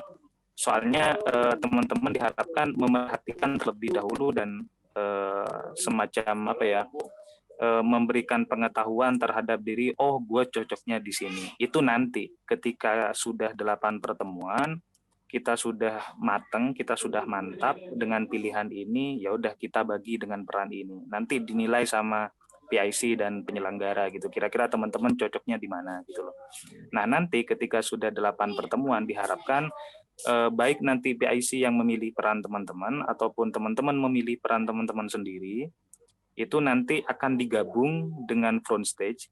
Front stage itu kan aktor, artinya teman-teman sebagai tim produksi yang bekerja di balik layar akan dikolaborasikan dengan aktor yang ada di front stage untuk kemudian harapannya membuat semacam mini dramatik gitu loh, sesuai pengetahuan dan ilmu yang didapat teman-teman gitu loh pas ketika pelatihan gitu sih bayangannya.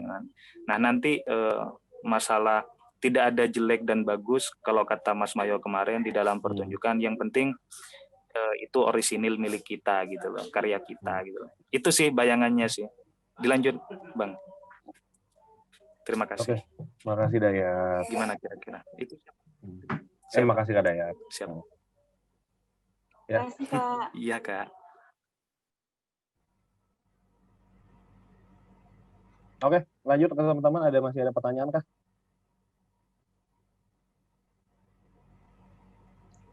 Lanjut Bang, kayaknya udah nggak ada.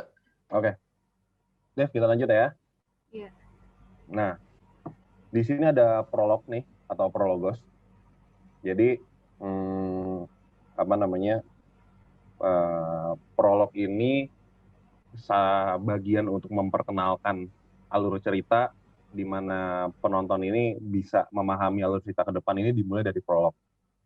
Nah, di prolog ini bisa kita lihat nih ada si Antigon dan Ismen ini, si Antigon ini kalau dari dialog, nah kita harus tahu nih moodnya dari dialog ini apa. Dari dialog ini, dari isinya tuh seperti apa ya? Seperti kecurigaan akan terjadi suatu tragedi gitu. Nah di sini udah siap-siap nih teman-teman ini bagaimana membungkus penonton itu harus juga merasa curiga, juga masuk ke dalam cerita bahwa akan ada sesuatu besar terjadi. Nah untuk memperpanjang konflik ada nih yang modelnya kayak Eastman. Si Eastman ini modelnya tuh yang kayak netralisir. Bagaimana Antigon apa anggapannya dinetralisir sama Eastman gitu. Jadi konfliknya ini mengalun terus. Kalau Eastman langsung ngomong, yuk oke, makar. Nah itu sebentar, ada telepon masuk. Oke. Itu juga maksudnya konflik tidak bisa diperpanjang untuk ini cerita. Sebentar. Sorry. Kalau di Zoom ada telepon masuk tuh bunyi nggak sih? Ikut masuknya sih di sana? Kayaknya enggak deh. Enggak ya? Ini nggak ada suara telepon masuk kan? Enggak sih, tapi tadi lu mati gitu kameranya. Oke, sekarang udah enggak ya? Udah enggak.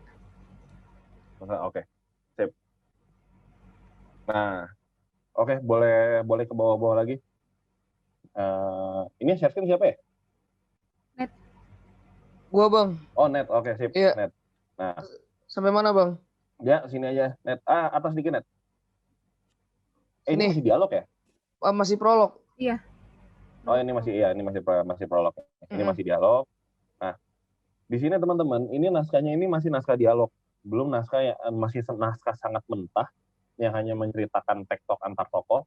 Tapi nanti teman-teman akan masukin nih apa act-nya yang ada di sana, apa act itu adalah gerakan si aktor ini nanti kemana, si aktor ngapain, nanti ada juga suasananya apa. Ini tuh menceritakan interior atau eksterior atau indoor atau outdoor ya ibaratnya.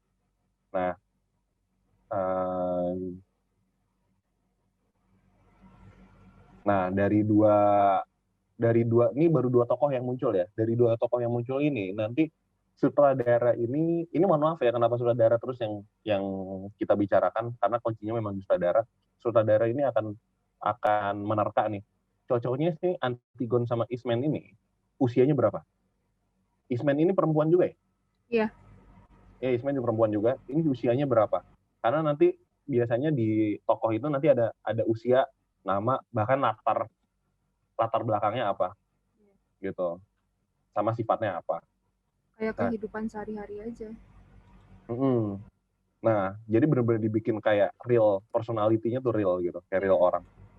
Nah, misalkan taruh si Antigon ini umurnya, kita ini aja contoh aja ya, Antigon umurnya adalah 30 tahun gitu. Sementara Eastman ini adalah 45 tahun gitu. Makanya dari dialog ini kita bisa lihat bahwa Eastman kadang lebih bijak gitu, bisa lebih ibaratnya udah lebih berpengalaman dalam tragedi atau kejadian-kejadian di kehidupannya, sementara Antigon ini yang masih curiga dan kayaknya tuh bisa kita melakukan sesuatu gitu loh ibaratnya.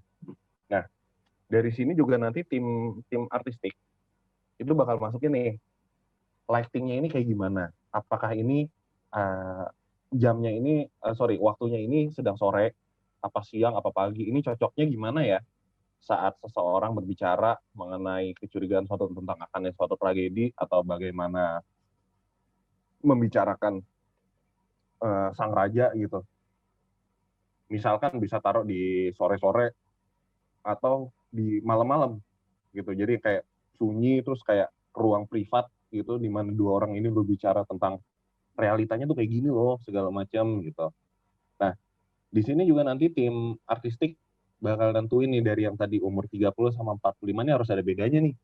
Nah, ini make up, ini yang bagian Kak Deva nih.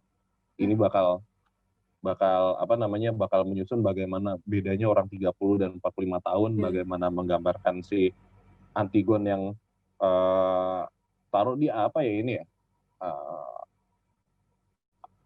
bukan ambisius juga ya, misalkan apa ya, kemudian bagaimana menciptakan Antigon ini yang seorang wanita muda, ada kemauan yang keras, terus juga cerdas karena bisa membaca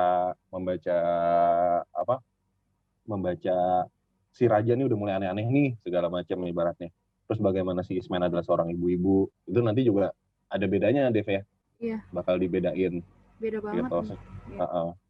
Secara kostum, make up itu bakal beda banget.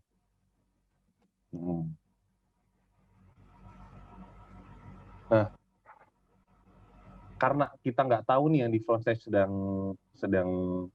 bagaimana menggambarkan si gaya ngomong si Antigon dan si Eastman, dan kita juga belum tahu siapa yang jadi Antigon, siapa yang jadi Eastman.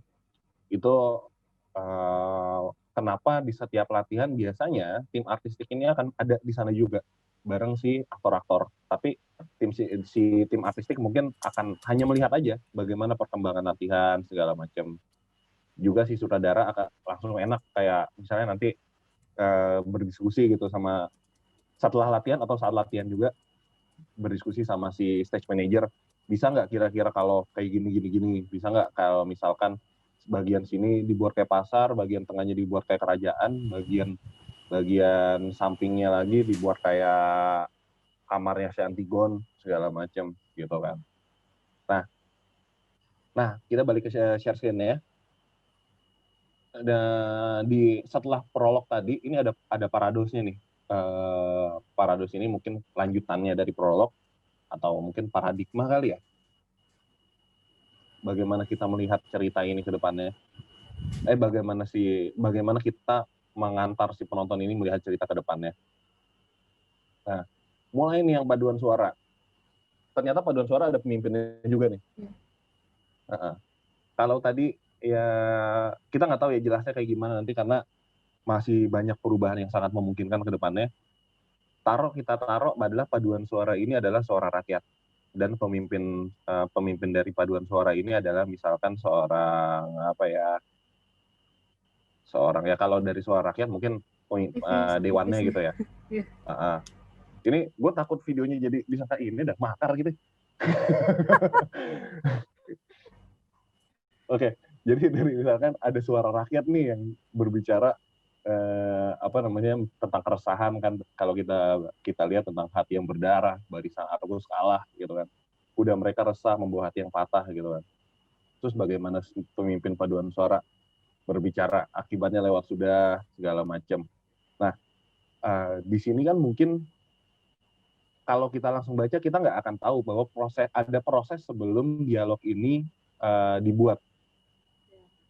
Kayak si sutradara ini kenapa dia nulis si scriptwriter dan sutradara juga kenapa dia sepakat bahwa di Paradox ini teks atau dialog pertama dari pemimpin paduan suara adalah akibatnya lewat sudah.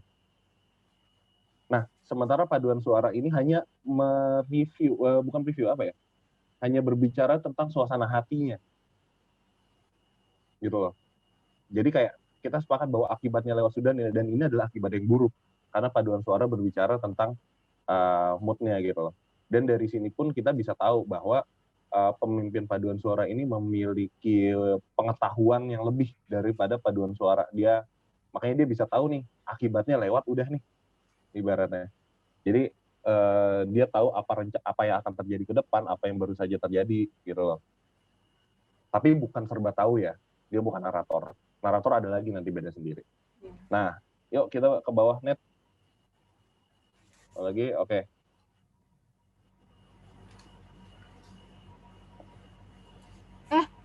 Ini udah episodion, masih di atas berarti net. Masih yang tadi. Paradox. Nah itu tuh, bawa dikit. Iya, stop. Nah, sini aja nggak apa. Nih, mimpin paduan suara misalkan. Zeus, sang dewa tadi raja membenci insan yang Deksura. Ia ingin berkaok jaya di tembok kota disambar hancur oleh kilatnya. Sementara paduan suara berbicara hangus dijilat api, terhempas ke bumi gitu kan. Nah, di sini pemimpin paduan suara ini berbicara tentang momentum atau suatu kejadian. Zeus, sang dewa tadi raja, bahkan dia tahu Zeus membenci insan yang Deksura, sorry gue nggak tahu kalau Deksura apa ya, kalau ada yang nanya nanti. Belum nyari, sorry. Ia yang ingin bertauk jaya di tembok kota, disambar hancur oleh kilatnya, gitu loh. Nah, sementara paduan suara ini hanya berbicara tentang hangus dijilat lidah api, terhempas ke bumi. Jadi, si paduan suara ini lebih ke, apa ya, hiperbolanya dari dialognya, iya benar, dari dialognya pemimpin paduan suara. Gitu. Nah, Net, kita boleh kata sedikit, Net. Kayak ngompor-ngomporin gitu nggak sih? Iya, benar. Paduan suaranya itu. Benar. Karena satu hukum yang pasti di dalam teater itu adalah teman-teman harus mengeksploitasi emosi para penonton. Kalau memang sedih, yuk kita bikin sedih lagi habis ini. Kalau emang marah, yuk kita bikin marah lagi habis ini. Gitu. Tapi ntar ada flow-nya ya. Ini ada alurnya nanti. Nah, alurnya ini sutradara yang tahu apa yang dimainkan. Kalau kayak alur cerita tuh, anggap gini deh, alur film ya yang gampang ya. Kenapa bisa bad ending, sad ending atau happy ending gitu, karena ada alur yang dibuat dengan, kalau mau sad ending berarti ya openingnya kita happy dulu, atau ada set yang makin numpuk lama-lama sad banget, atau kita pertamanya flat aja, di tengah sad, baru setelah itu happy gitu. Nah, bagaimana kecerdasan si sutradara ini membungkus alur cerita, itu yang kalau teman-teman suka lihat deh. Kalau di film, mungkin film ya gambaran yang lebih dekat ya daripada teater dengan sutradara-sutradaranya. Di film itu misalkan kalau filmnya Quentin tuh plot cerita tapi emosinya. Plot emosinya tuh diacak-acak, ngikutin plot ceritanya. Makanya suka ada meme yang kalau Quentin tuh kayak coret-coretan gitu. Sementara kalau misalkan si Nolan tuh lurus ntar balik lagi segala macam gitu. Nah, setiap sutradara ini punya ciri khas masing-masing. Karena gimana sih eloknya menceritakan suatu plot? Apakah kita hanya bergerak maju terus atau mundur lagi? Mungkin teman-teman kalau ada yang nonton film yang itu tuh yang dieksploitasi transisi apa yang tentang bom, tuh benar-benar dieksploitasi tuh, diputar-putar. Vintage Point. Kalau teman-teman tahu film Vintage Point, itu kan secara plot dia maju selama 10 menit, nanti mundur lagi, pindah angle. Ntar maju lagi selama 10 menit, nanti dia mundur lagi, pindah angle. Jadi penonton itu dibuat tahu gimana sih dari suatu kejadian pemboman doang nih, padahal ada presiden lagi pidato dibom, bagaimana angle dari si si masyarakat yang lagi nonton pidato itu, bagaimana angle dari si polisi, bagaimana angle dari si teroris, keluarga teroris, itu beda-beda, menceritakan suatu cerita dengan momen yang sama. Jadi kayak banyak banget cerita di balik suatu momen gitu. Nah, nanti kalau teman-teman mau dalemin, ini teman-teman bisa baca sendiri naskahnya. Mungkin kita akan baca juga abis ini ya, supaya kita tahu emosinya.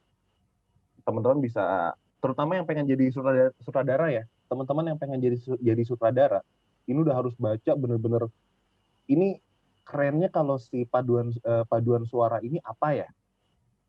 Apakah dia suara banyak orang yang berbicara secara barengan, ataukah jangan-jangan paduan suara hanya suatu tulisan yang diketik dan muncul di proyektor, ataukah paduan suara ini kan liar, teater tuh liar ya, teman-teman bisa naruh aja misalkan paduan suara ini adalah suara dari banyak orang, tapi orang-orang ini akan kita taruh di kita selundupin di kursi-kursi penonton, misalkan di sisi sebelah mana, sisi sebelah mana ini ada si paduan suara. Sangat liar, jadi teman-teman tuh banyak banget yang bisa diutak-atik dalam teater. Selama itu ada maknanya, itu pasti diperbolehkan. Nah, misalkan ada pemimpin paduan suara juga nih, bagaimana kita nanti si penata kostum juga gimana ya menggambarkan, si sutradara juga akan berpikir gitu, gimana ya untuk memimpin untuk menggambarkan si pemimpin paduan suara. Oke deh, kalau gitu kita giniin aja deh. Kalau mau ibaratnya biasanya teater tuh nakal tuh. Ntar teater agak nyisipin kritik-kritik tertentu, misalkan segala macam. Misalkan taruh pemimpin paduan suaranya ini seorang dewan, tapi ditaruhnya sebagai seorang misalkan kayak komposer yang bawa tongkatnya. Apa sih? Jadi dianggap tuh misalkan kayak suara masyarakat atau paduan suara ini kayak suatu nyanyian yang dia nikmati atau dia atur supaya bisa dinikmati gitu loh. Itu ntar boleh banget kalau teman-teman mau nakal-nakal kayak gitu. Itu sangat diperbolehkan. Dan bahkan harus ada gagasan yang dilemparkan mengenai isu sosial dan lain-lain. Itu kenapa KAFA selalu membuka diskusi sebelum memilih suatu naskah dan dalam perencanaan. Karena seliar itu bagaimana teman-teman menyisipkan suatu gagasan, suatu kritik dan lain-lain. Gitu. Nah, itu untuk pemimpin paduan suara, gitu kan. Terus nanti sutradaranya bisa mikir misalkan kalau dari penata lighting, misalkan ketika paduan suara ini ngomong lighting ini merah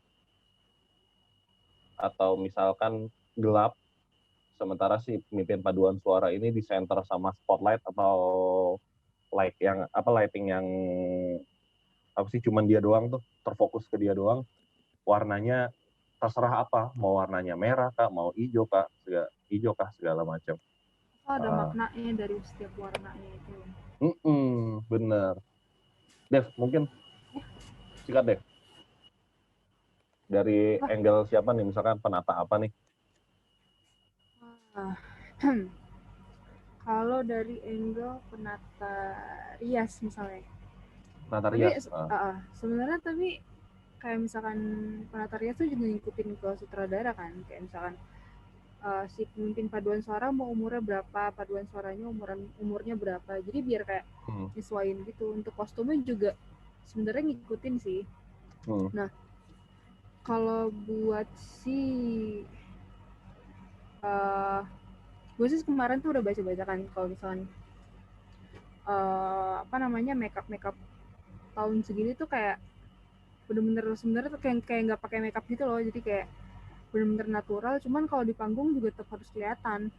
Itu agak tricky sih sebenarnya, agak susah karena harus sesuaiin juga sama lightingnya. Kalau misalkan lightingnya agak bener, nanti malah kelihatannya kayak makeup banget gitu.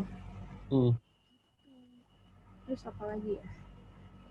Itu ya Dev ya, yang ngebuat produksi tuh, waduh, puluhan malam. Bener. Gitu loh. Tapi itu seru banget. Seru banget sih, parah. Gimana kita adu gagasan segala macam, bagusnya ini segala macam. Karena di KAFA ini nggak bisa kayak ini ya, maksudnya kita kan ruang atau laboratorium. Biasanya si sutradara ini akan mengambil ide-ide dari seluruh anggota, nggak cuma dari ide si sutradara gitu. Jadi gimana mengolah ide seluruh anggota ini menjadi suatu bentuk segala macam kayak gitu. Biasanya ada metode sendiri kan di Kava juga. Namanya apa ya? Gue lupa deh, Cang. Apa sendiri? Metodenya yang biasa dipakai Mas Mayo tuh. Penciptaan semesta. Iya ya, yang apa? Yang kita suruh bawa barang 3D, 2D gitu. Kan disatuin gitu. Iya. Jadi ntar ada tahapannya, ada metodenya, kalau nggak salah penciptaan semesta ya, kalau nggak salah ya. Iya, gue juga lupa namanya. Penciptaan bersama. Iya, kayaknya itu deh. Jadi nanti setiap anggota entah apapun itu dia posisinya, mau tiketing kah, mau apapun itu segala macam. Semuanya. Nanti akan diminta semuanya. Dia akan membawa, termasuk aktor. Dia akan membawa satu benda gitu 3D. Jadi dia akan membawa gagasan atau suatu topik tentang apa yang diminta gitu kan. Misalkan apa sih yang melambangkan kemanusiaan. Nah, dia harus baca, dia harus membawa dua dimensinya atau berupa gambar, dan dia akan membawa tiga dimensinya atau berupa barang. Kayak waktu Axel ya Bang ya? Iya. Juga. Oke. Itu metode memang akan selalu digunakan, dan sangat bagus untuk digunakan karena bareng-bareng. Jauh ini sih efektif ya metode kayak gitu. Efektif, dan itu liar banget soalnya. Metode itu kan liar banget. Kemana aja. Itu yang pakai metode itu tuh waktu itu apa ya? Rekognisi ya? Hampir semua deh. Rekognisi pakai itu. Faust pakai itu. Tarkani Madepur pakai itu. Apalagi tuh? Itu yang di kereta tuh. Pakai itu juga. Iya. Yang nyeritain cleaning service. Terus apa lagi tuh? Oh, banyak banget. Nah, di sini teman-teman, teman-teman mungkin dihadapkan sama satu momen yang berbeda ya sama yang kita alamin, bahwa mayoritas dilaksanakan secara digital. Mayoritas pertemuan dilaksanakan secara digital. Nanti bagaimana teman-teman merumuskan ini semua, nanti kita coba pandu segala macam, karena sangat berbeda dengan yang kita alamin. Yang kita alamin adalah teman-teman duduk bareng di satu meja, melemparkan ide-ide yang banyak segala macam gitu. Nah, kalau sebentar.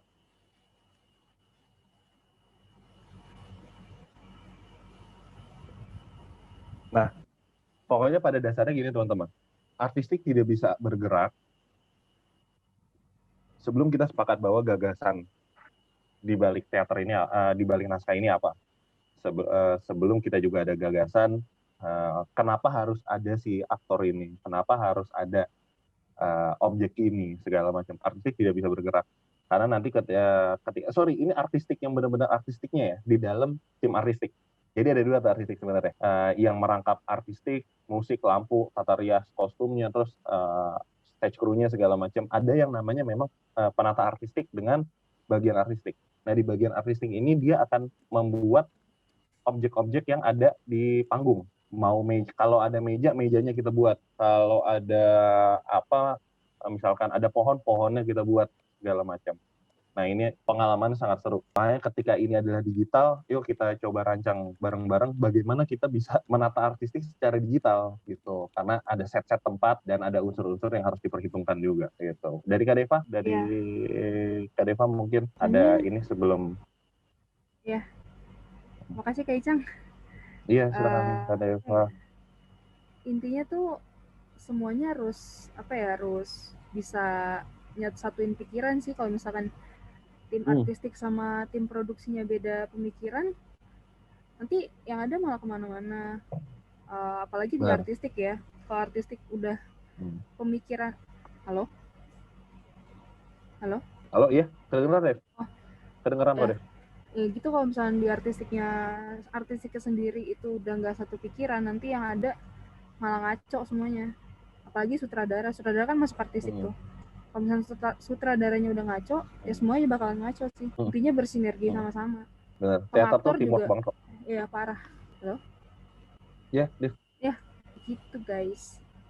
Oke. Ya, Tapi makasih Kak Deva. Pokoknya intinya gini, kenapa Kava paling sering menjadikan teater sebagai output dalam menyampaikan satu gagasan? Karena mungkin ketika teman-teman berbicara tentang metode-metode dalam menyampaikan pesan, entah itu secara parodi kah, entah itu komedi tragedi kah, entah itu secara frontal kah menyampaikannya segala macam. Seni pertunjukan atau teater itu yang paling memudahkan untuk menyampaikan hal itu yang pertama, dan kedua itu biasanya paling kena karena teater ini sampai saat ini belum ada ya, mungkin nggak tahu ya kalau ada satu bentuk kesenian di luar sana yang saya belum tahu juga, mungkin ada satu-satunya bentuk kesenian yang punya semua unsur musik dia ada, unsur cahaya dia ada, unsur tata rias kostum segala macam dia ada. Bahkan kalau kita bicara tentang sinematografi atau videografi, itu juga akan masuk ke dalam teater. Itu juga akan masuk ke dalam teater. Karena kita akan menggunakan apapun. Bahkan waktu itu Kava sempat mau coba bagaimana kita menghadirkan satu hologram gitu, tapi ternyata pembuatannya sangat sulit. Sangat sulit bagaimana kita menghadirkan satu hologram di panggung segala macam. Pokoknya teman-teman bisa sebebas mungkin, seliar mungkin bawa kemampuan teman-teman, coba diolah di sini. Dan teater itu adalah bentuk akulturasi atau bagaimana teman-teman dengan budaya masing-masing dan selera masing-masing ini dicampurkan jadi satu. Yang suka metal, yang suka K-pop, yang suka rap, yang suka reggae, apapun, itu akan jadi satu. Bagaimana kita mengolah? Gak apa-apa banget dan malah harus ya. Itu harus kata Kak Deva. Supaya teman-teman saling kenal juga terhadap budaya lain dan tetap memperjuangkan unsur yang menggambarkan budaya teman-teman. Kayak gitu. Nah, oke. Jadi pada dasarnya saya akan kembali sampaikan. Maaf potong net ya. Iya, silakan Bang. Bahwa pada dasarnya Kava itu laboratorium kemanusiaan dan kebudayaan. Jadi bukan Kava itu adalah teater, bukan. Teater itu hanya satu output di dalam Kava. Kava itu bisa bikin lagu, banyak banget. Kava bisa bikin lagu, Kava bisa bikin film, Kava bisa bikin gerakan apapun itu, bahkan visual teror itu sangat gampang. Seperti itu teman-teman. Jadi kepekaan akan budaya, kemanusiaan dan berbagai permasalahan itu akan diuji dalam Kava, karena akan dilemparkan isu-isu yang berat untuk dipikirin atau untuk langsung dikonsum, tapi ketika kita pikirin, oh ternyata relate ya sama kehidupan kita segala macam. Gitu. Oke, terima kasih Kak Deva Kanet, silakan. Oke, makasih Bang Icang, gue balik take over ya. Thank you Bang Icang, thank you Kak Deva, thank you Bang Jul. Mungkin ini jadi kita bakal selesai di sini aja karena udah 8:30 juga, udah lumayan malam. Untuk teman-teman jangan lupa nulis reviewnya ya kayak yang kemarin, terus nanti dikumpulin ke PIC peserta yaitu Iqbal. Jadi ya udah teman-teman, mungkin yang masih ingin stay di sini boleh, yang ingin leave juga boleh, mungkin ada urusan yang lain. Mungkin untuk secara formal gue akhirin di sini aja ya. Sekali lagi terima kasih kepada teman-teman yang udah datang, terima kasih kepada coach. Semoga ilmunya bisa diserap dengan teman-teman secara efektif. Dan sampai ketemu di hari Selasa minggu depan. Makasih teman-teman, gokil banget. Thank you. Thank you semua. Sama-sama, terima kasih. Silakan yang masih mau stay, silakan yang mau leave, dibebaskan. Sama-sama. Itu siapa? Sama-sama Lola. Thank you, Kak. Thank you, everyone. I'm gonna head out first. Yep. Thanks, Yona. Terima kasih infonya, Kak.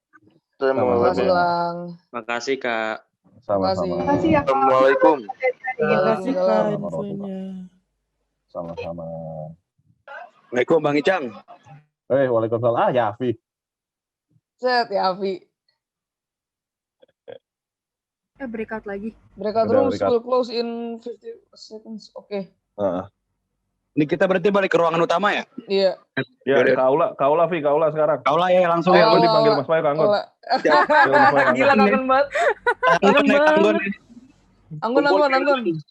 Yuk, balik ya, sana ya. Siap. Sampai ketemu di Anggun, guys. Ya, pakai background.